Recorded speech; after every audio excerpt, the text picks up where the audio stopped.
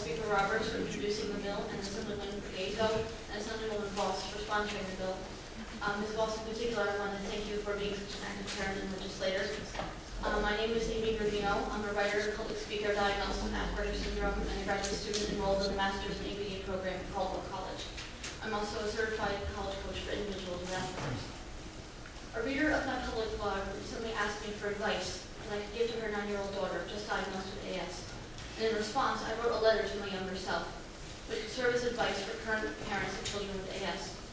When I was asked to give you my perspective, that being from someone who has a diagnosis, but who did not receive evidence-based treatments in childhood, this seemed the best way to illustrate my point and show you who this bill will truly benefit.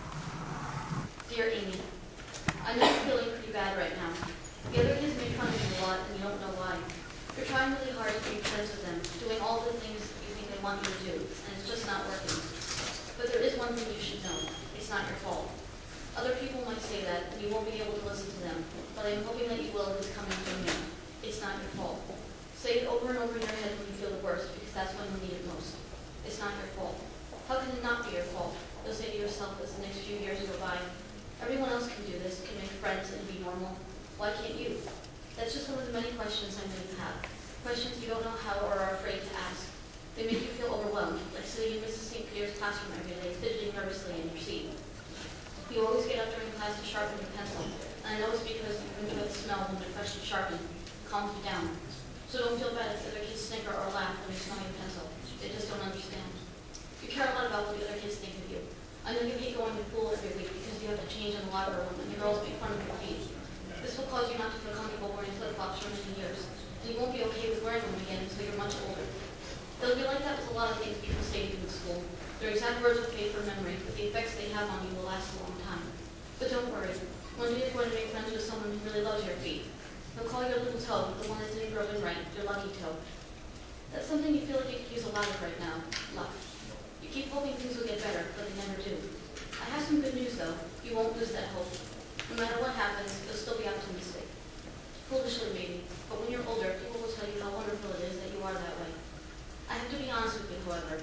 Things are going to get a lot worse before they get better. You'll be in junior high school soon, and you don't know it, but 7th and 8th grade will be 2 of the worst years of your life. Once again, it's not your fault. You like to look at things outside the window, the trees and blue sky make you feel calm. One day, you'll be in study hall, and you'll go right up to the window and stick your head out of it. That's when someone will tell you to jump. Other voices will chime in, even after the teacher finally calms everyone down and tells everyone to be quiet, you'll hear them in your head for a long time to come.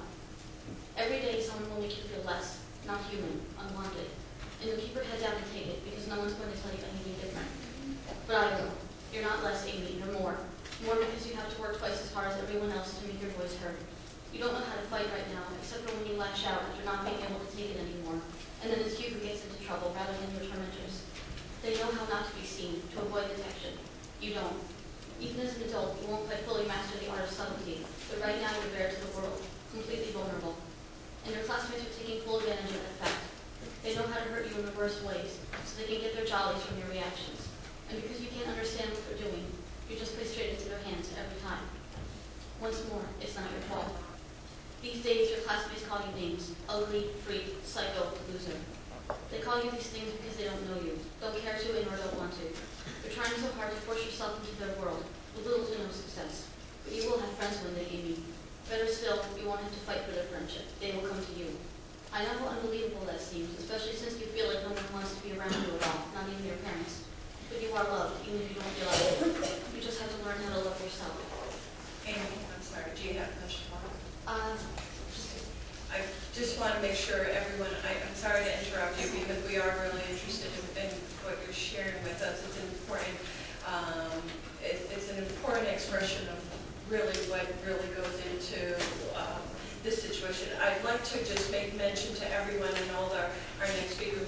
I have like 10 other people who are signed up to speak on behalf of the bill. So time is really important for all. We want to hear from everyone, but I'm going to ask that all of you, if you would please be mindful of that and try very hard not to read your testimony. If you'd like, make sure that we get copies of your testimony so that it will be recorded in the record. So I'm just sorry, but I'm going to need to ask you to please try to wrap it up. Okay. telling you that everything you do and are is wrong. In middle and high school, your fellow classmates will tell you to your face to kill yourself, and that no one wants you around or will care if you are gone. Don't listen to them. I know it's difficult, and the words will go right into you, but they aren't worth it. You are a good person, a person worth having around, and you make so many people sad when you are gone. The world is going to need you when you grow up, Amy, so you have to get there. You have to make it through these dark days, because you're going to make a difference in the future. Someday people will want to hear what you have to say, and you won't believe it at first. But it will be meaningful and wonderful. You're going to have to take a lot of crap and go through a lot of pain to get there, but I promise you it will be worth it. My time with you is growing short. I hope that some of the things I've said have brought you comfort, or at least given you assurance that there is light at the end of this tunnel. In short, things will get better. A lot of people will say that to you, and you'll think they're just crazy or trying to make you feel better, but it's really honestly true. You're an incredibly special, talented girl, and right now you're toiling in obscurity, as so many great artists do. But someday the world is going to see how amazing you are, and all you'll think is where would you be when I was younger. The future seems far away, almost impossible to think about, but don't be afraid to think about it. You're not even sure if you're going to have one, but you will. You will. And I will end this by saying 3 words that you don't hear very often. 3 words that you'll be desperate to hear when you get older. They seem very far off in the distance right now. I love you. I love you, my younger, high-strung, spastic, uniquely wonderful self, and I'll be here waiting for you. See you in 15 years. Love and many hugs, your 26-year-old self. Thank you again for giving me the opportunity to testify today. I hope that my letter has shown you a profile of people who will benefit most from evidence-based treatments and services that are covered by insurance. Thank you. Thank you so very much. Thank you for your testimony. Thank you. Thank you, Dr. I'm going to ask it sound